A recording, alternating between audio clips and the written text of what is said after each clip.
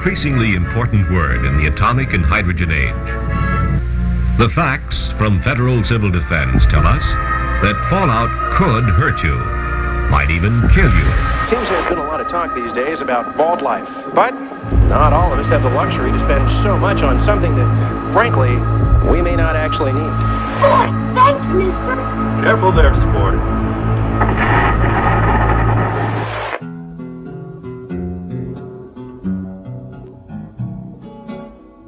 The end of the world never seems too far away, yet there is something tantalizing about witnessing the end. Imagine it, being a part of the last generation of humanity as we all embrace calamity. It's terrifying, yes, but what could be more terrifying than witnessing the end of humanity? Nuclear power, a tremendous force for the advancement of civilization, as well as the potential devastation of humanity as we know it. Since the drop of the first 2 atomic bombs in 1945, mankind has mulled over this lingering thought of complete nuclear annihilation. If a single country is capable of leveling cities, what happens if someone goes off the deep end, igniting a chain reaction that would set the world on fire? With these collective thoughts, mankind was forced to ponder the implications of nuclear catastrophe, with such writers like George Orwell sounding the alarm on the importance of these nuclear devices. As an effort to conceptualize and even simplify such unfathomable horrors, media was drawn to this new avenue of storytelling, with various short stories, literature, and film taking their stab at the concept, thus popularizing the nuclear post-apocalyptic subgenre of storytelling. As the genre developed, so too would technology, and in 1997, Fallout was published, with its sequel releasing only a year later. Though not the first post-nuclear role-playing game, it's definitely among one of the most unique, with its noticeably retro-futuristic look and its distinct appeal to pop culture. At a distance, the Fallout series may be a post-apocalyptic role-playing game filled with violent gameplay, dark humor, and engaging storytelling. Yet as we dig deeper, we find so much more beyond the veil. A series with something to say amongst some of the most intricate world-building ever established. The world of Fallout harbors a deep, intense anxiety about humanity's unsatiated lust for death and a never-ending cycle of violence. In this world, you may find glimmers of hope, humor, maybe even happiness. But at its core, you'll never be able to escape the fear of Fallout.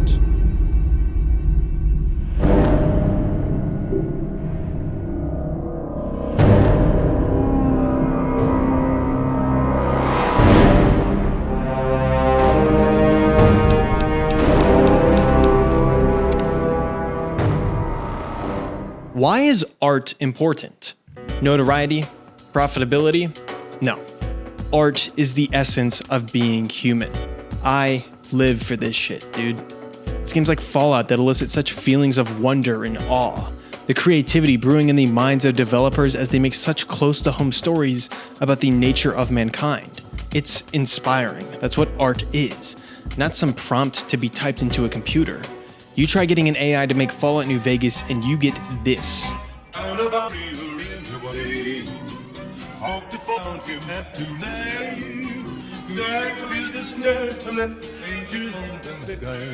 It looks like shit. It looks like pure rabid dog shit. When I started working in production, it became increasingly clear to me that my skills would eventually become useless in the face of the traditional job market.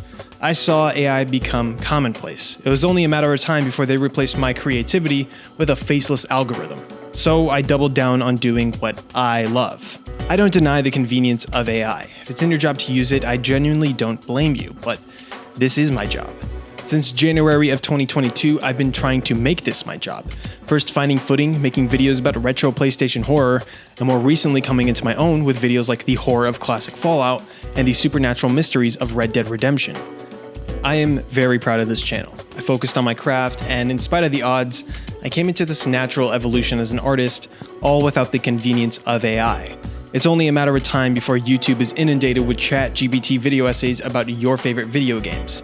I'm not going to stand by and watch a game discussion eat itself alive. It doesn't have to be that way. This channel is supposed to represent the artistry of YouTube. Classic YouTube. AI is here and it has a place, sure, but that place is not here.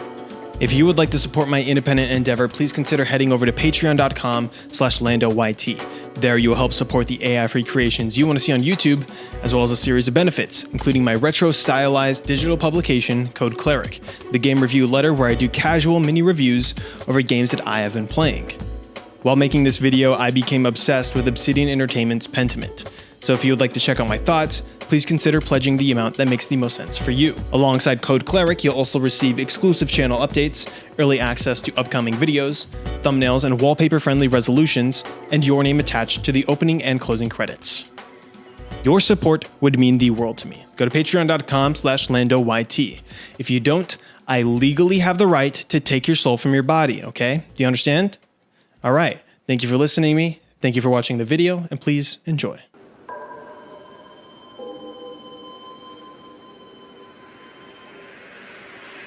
To begin, let us take it back to the early aughts. After a series of poor financial decisions amongst inter-studio turmoil, Interplay Entertainment was in dire straits. In hopes of escaping crippling debt, they shopped out their IP to other talented game studios. Among these studios was one Bethesda Softworks, who had been hounding Interplay for the Fallout IP for some time now. With the series in hand, Bethesda was able to satisfy a creative itch beyond the high fantasy setting of their flagship series. Fallout was set to continue, to be given the AAA treatment of a more established games industry. One of the major tasks ahead of Bethesda was to refresh the look of an IP with a skewed identity. The Fallout series was having a bit of an identity crisis around this time, so it was up to concept artist Adam Adamovich to reinvent the look of Fallout while also staying true to the series. Set in the ruins of the capital wasteland, the core of Fallout's retrofuturism was retained, with an added touch of diesel punk, cyber horror, and a more visceral body horror reminiscent of the older games. You have jury-rigged settlements made up of transportation vehicles, horribly mutated creatures with bloodthirsty eyes, and large-scale sceneries that highlight the loneliness of the wasteland. From the absurd to the benign, Adamovich's rendition of Fallout is a tried-and-true stroke of brilliance that helped usher Fallout into the mainstream.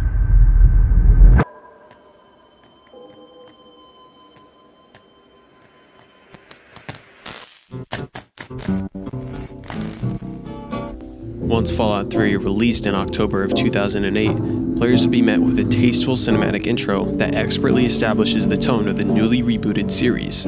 To many, this cinematic was their introduction to the series, myself included. The use of the ink spots "I don't want to set the world on fire" juxtaposed against a devastated Washington, D.C. is an experience unlike anything else. As the cinematic continues, the licensed music slowly subsides, and a new daunting orchestration would soon follow. This brash, intimidating feel as a figure in power armor disarms us with his glare.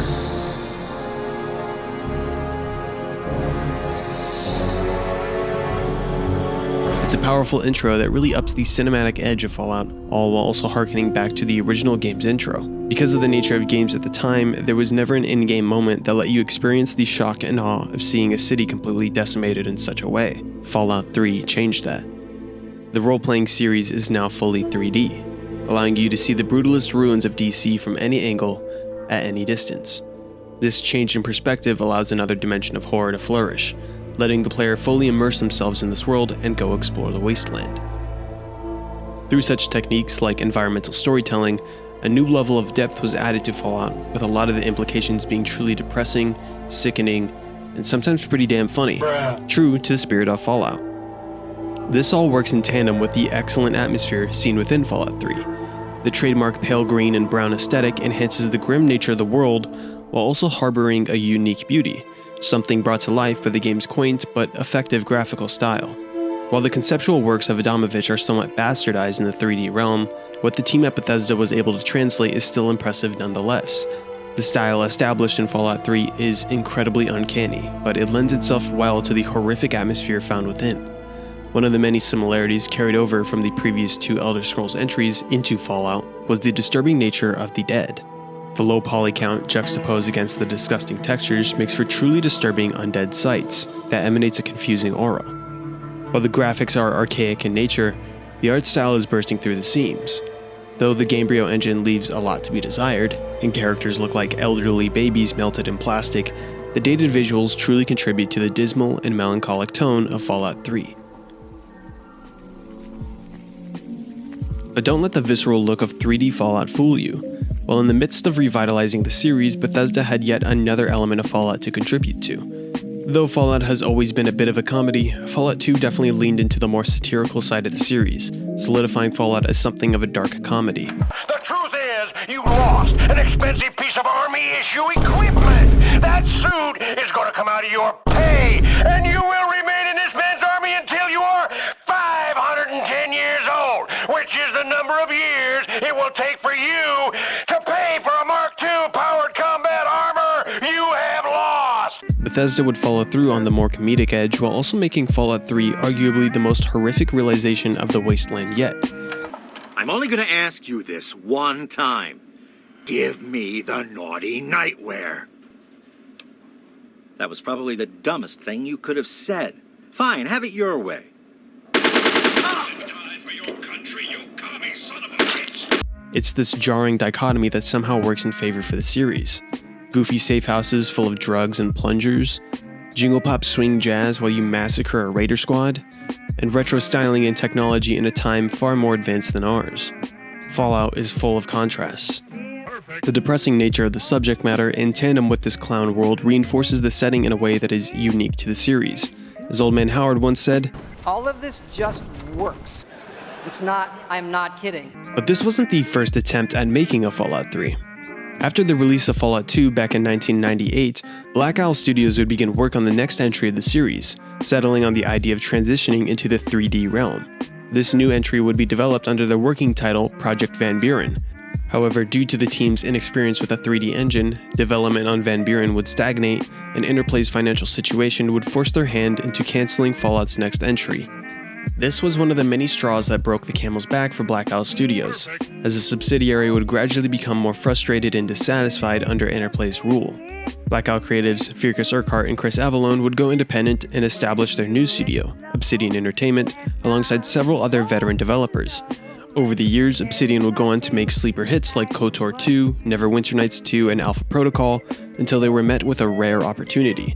Bethesda was ready to move on from Fallout 3, but they still wanted to satiate the series with content in the coming years, so they employed the help of none other than Obsidian Entertainment. Since the studio was founded by Fallout veterans, it was the obvious choice, and in April of 2009, Obsidian was given 18 months to create the next installment of the Fallout franchise. I want you to listen to me. 18 months.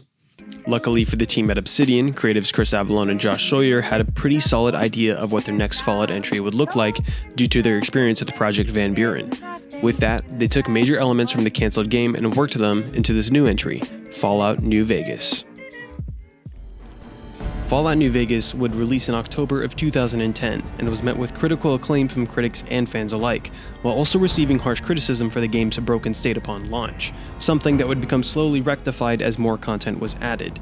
While not realized at the time of release, New Vegas would go on to be defined as the magnum opus of the Fallout franchise, due to Bethesda's translation of Fallout into 3D and Obsidian's classic Fallout roots.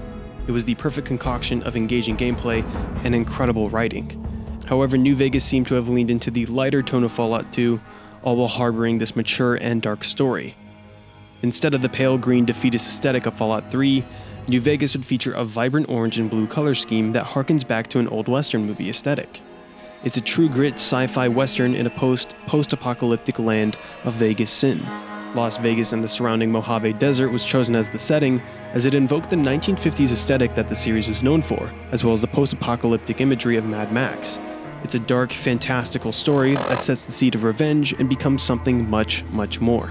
And like the previous entry, there are a plethora of horrifying experiences, stories, and insinuations that leave the player smitten with the game to this very day. It's within these core Fallout entries that the true gradient of horror within the series was established. The previous games had dark sensibilities that occasionally peaked into the supernatural, but with the release of both Fallout 3 and New Vegas, heightened levels of dread would be set and eventually evolve. Let us explore one of the many shades of terror within, simply being present in the world of Fallout. It was here you were born. It is here you will die. Because in Vault 101, no one ever enters, and no one ever leaves.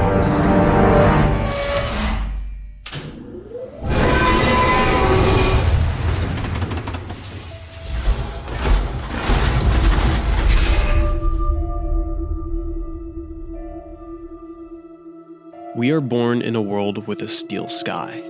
The sterile nature of vault life in Fallout 3 is bleak.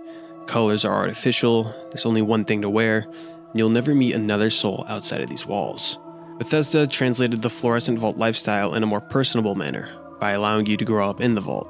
You see friendships form, characters age, and yourself develop, while the environment remains exactly the same. It's boring, long-winded, but yet it remains impactful once players inevitably escape Vault 101. There, they are finally met with that morbidly beautiful world teeming with detail. In this moment, Fallout was no longer a thing of imagination, but a living, breathing, desolate world begging to be explored. The charred suburbs of Virginia. The rusty, swaying highways. Trees being nothing more than black husks. The complete, utter decimation of America's capital. These monolithic concrete structures now crumbled under the sins of humanity. On the other side of the country, we are a courier met with an 18-carat run of bad luck, as we are shot in the head and left for dead. The game was rigged from the start. After a chance at second life, we contextualize our character and embark on a quest for revenge. It's quick, to the point, and right in line with Obsidian's resurrection mantra that has become synonymous with their games. Once players leave Doc Mitchell's house, they are met with that bleak, barren western world, tearing at the seams with possibilities. In this moment, classic Fallout was back, no longer suppressed under the corporate world. A world of mystery waiting to be unraveled. The Ember Desert singed by nuclear fire. The razor-sharp dust in the air. Plant life finding its footing once again, with a sinful city residing in the middle, only grazed by the apocalypse. While many aren't happy with what is essentially a Fallout texture pack on The Elder Scrolls IV Oblivion, me personally, I think the heritage between the series works in favor for Fallout, namely within its dungeon work. That sharp, jagged 2000s Gamebryo engine aesthetic shines the brightest in these dark, dank spaces. From dilapidated supermarkets to scorched elementary schools, the close-to-home nature of these ruins emanates an air of uneasiness. This is all accentuated by the dread-inducing soundscape of Fallout.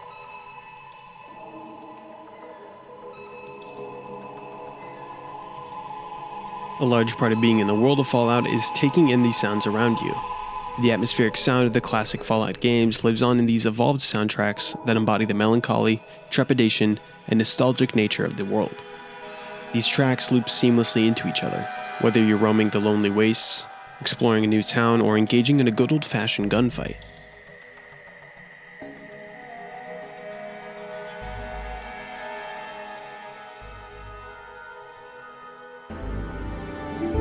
Fallout 3's open-world soundtrack calls to the desolate, lonely nature of the apocalypse.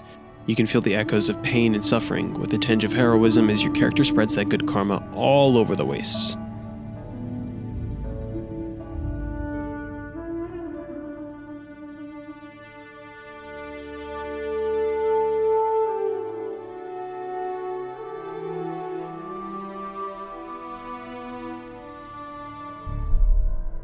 The dungeon tracks, however, elicit disquieting feelings as you meander about the collapsed ruins of the old world. High-pitched frequencies ring throughout, with a myriad of menacing sounds converging to keep the player on edge.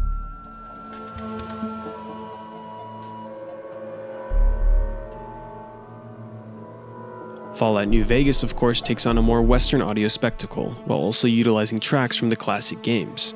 The open-world music ranges from distant lonely piano keys to somber strings that fuel your quest for answers. Einon Zur's rendition of the Fallout soundscape is nothing short but brilliant, as it helped bring life to the Fallout franchise in a new but familiar way, while also highlighting the more horrifying aspects of simply being present in the world of Fallout.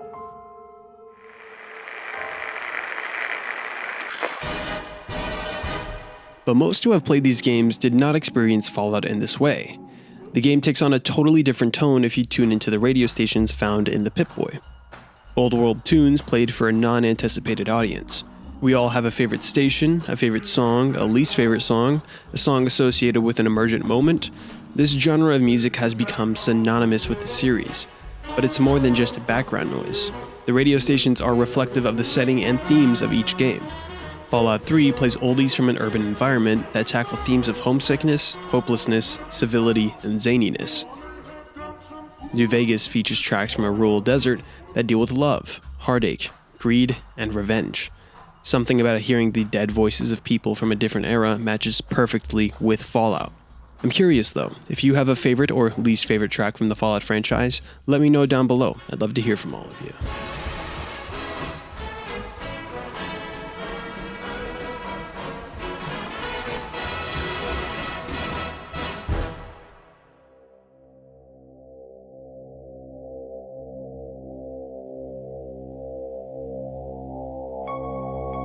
The horrors of Fallout become much more existential the further back you go.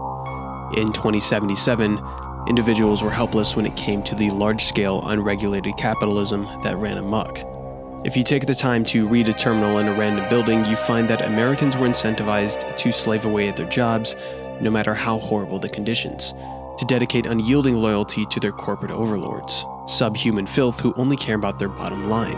Among these corporations was Vault-Tec, an American defense corporation contracted to build underground bunkers to preserve Americans in the case of nuclear annihilation. But as I'm sure you know by now, this was not the case. Aside from Vault-Tec, other sinister corporations would play with human life as if it were nothing. Soft drink companies like Nuka-Cola and Sunset Sarsaparilla had very questionable health effects on the general population. Repcon handed out radioactive toys for youngsters to play with. Westech, and especially Big MT, indulged in devious human experimentation. Even Lovecraftian rituals were practiced through the Dunwich Borers Company. Other than the elite, no one was safe from the unimaginable horrors that hid in plain sight. This pacification of a population blinded everyone to what was obviously the end of their days. Propaganda promoting the new and exciting innovations of war distracted from the fact that there was one. Because how can a poorly educated society, blinded by patriotism, even conceptualize just how awful war really is? When nuclear fission was discovered in Germany in 1938, heightened concerns that Hitler might harness this new scientific knowledge for militaristic purposes struck a dread-inducing chord within mankind. As a result, the United States government, under President Franklin D. Roosevelt, launched the Manhattan Project, in hopes of developing nuclear weapons before Germany could ever do so. This scientific race led to arguably the most important moment in human history, the creation of the atomic bomb. Now I am become death, the destroyer of worlds. I suppose we all thought that, one way or another.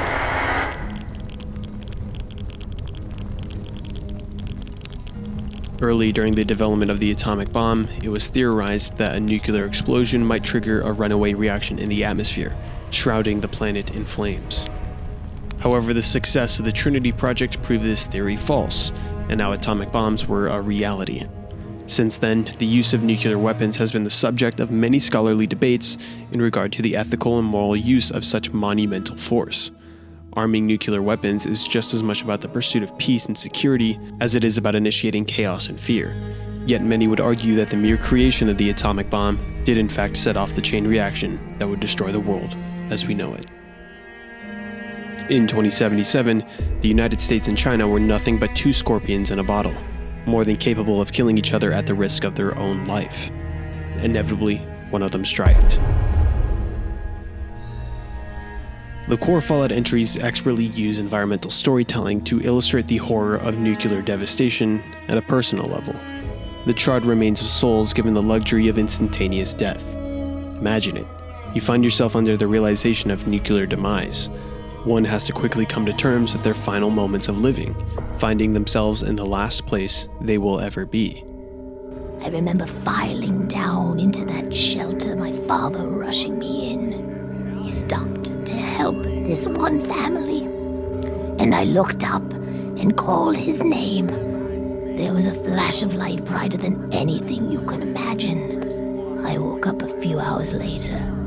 The first thing I did was run up to where my father had been. He was gone. But the strangest thing, there was his shadow, burned into the wall, so crisp and clear, like he was standing next to me.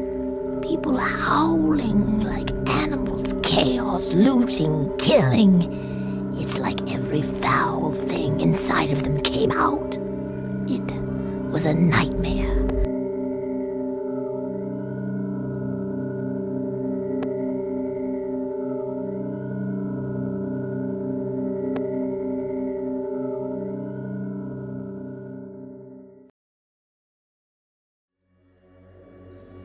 The atomic bomb was the culmination of humanity's oldest art form. After the reset button was hit, man would reignite their primordial instinct yet again, until some semblance of order was eventually obtained. The 13 commonwealths of the United States were now seized by tribes, organized military, and a newly established republic, each with their own conflicting politics and philosophies.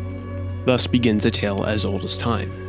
The circumstances in which war is waged will always be different, but time and time again we find that war never changes.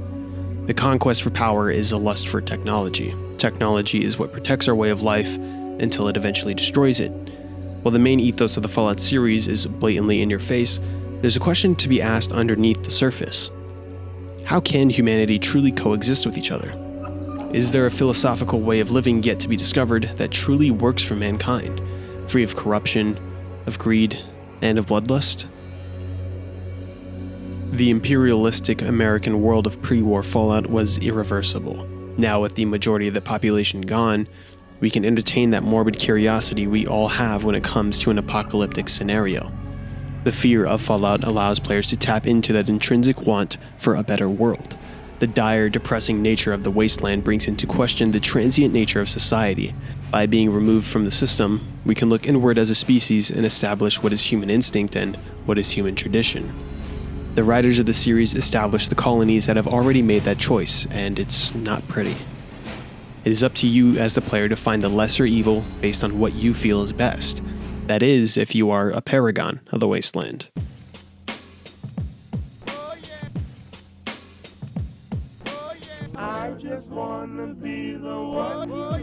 Fallout takes on a totally different flavor of storytelling when you approach the series from a psychotic angle. Fallout 3 is pretty black and white for the most part. Do you spit on the sweet roll or not? Do you enslave children or not?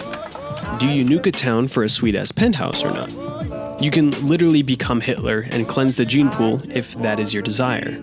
New Vegas is a lot more morally gray as an RPG, but allows you to delve deeper into the Courier's darkest urges. By aiding the Legion, you allow savagery to take hold of the Mojave. You can lead a genocide of multiple factions and erase their legacy. But hey, at least you won't have to pay taxes, am I right? Not only that, but companions with their own desires and ambitions can be driven insane, murdered, or sold into slavery. New Vegas even allows you to one-up Fallout 3 by allowing you to nuke multiple cities, killing thousands of people. In Fallout, the world is your oyster, so if you choose to reverse the progress made since the Great War, that is your prerogative. Now, I'd be remiss to not mention the time Fallout actually took a stab at becoming a survival horror game. If there is one major aspect of the Fallout series that is consistently hitting, it's the DLC. Each add-on takes on a unique genre, with entries like Mothership Zeta being a campy sci-fi space adventure, Old World Blues being an absurdist comedy, and Operation Anchorage being a historical war piece. But with New Vegas' Dead Money expansion, Obsidian took a crack at the genre begging to be explored within the series. That is, of course, a casino heist survival horror experience, obviously. Has your life taken a turn? Do troubles beset you? Has fortune left you behind? If so, the Sierra Madre Casino, in all its glory, is inviting you to begin again.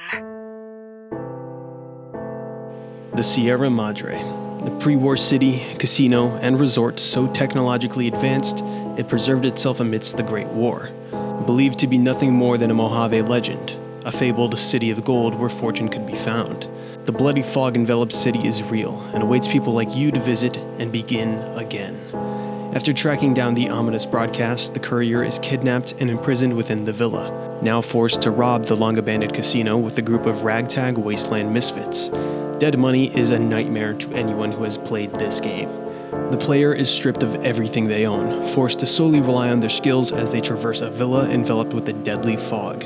Inside the clouds resides an ecosystem of horribly mutated undead, near invulnerable foes that can only be killed by means of dismemberment, disintegration, or explosions. Resources are scarce, enemies are tough, but the vibes are immaculate. The distant rumbling of a decayed nuclear attack siren, older than memory. The fragmented violin of an ancient song no one knows. the grasping of lumbering corpses as they hunt for prey that doesn't exist.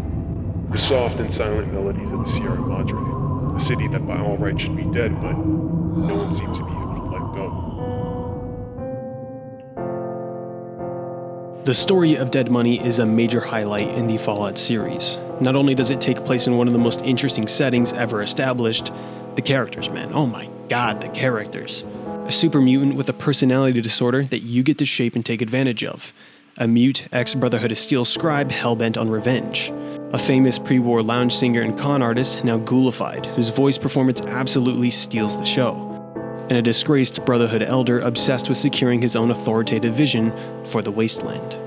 It's an emotionally charged story about manipulation, avarice, and false idol worship. Dead Money condenses the themes of the Fallout franchise into a single story, while also urging the players to explore and practice the concept of letting go. You let go of the equipment that made your character. You let go of conventional RPG tropes, and you let go of your sanity because this shit's really fucking frustrating. Let's be honest, guys, the gameplay isn't all there.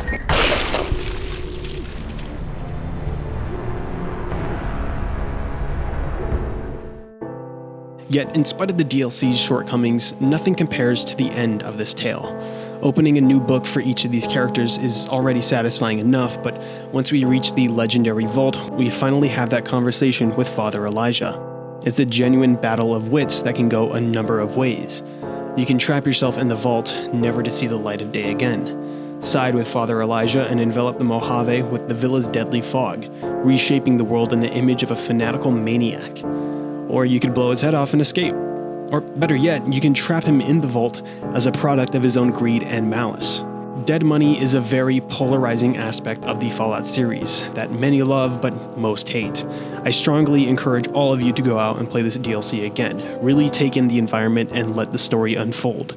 After all, finding the Sierra Madre isn't the hard part. It's letting go. Can't end like this. I know you can hear me. When you die, I'll be waiting here at the Sierra Madre. Waiting.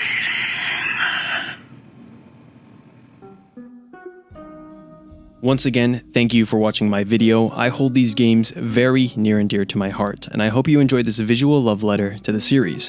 I'd like to shout out Deimos Art for letting me use their beautiful works for multiple sections of the video. Go check out their website at deimosart.com. There's some really quality stuff on there. Also, once again, please consider supporting me on patreon.com/LandoYT and get your name in the credits. Right here, on this screen, this is where your name would be, so go do that. One more thing, I recently featured on a video with my friend Asad Anjum covering the horror aspects of Batman Arkham Asylum, so if you like that game, please go check it out. He was a wonderful person to work with. Please take care of yourselves out there. I'll see you guys soon.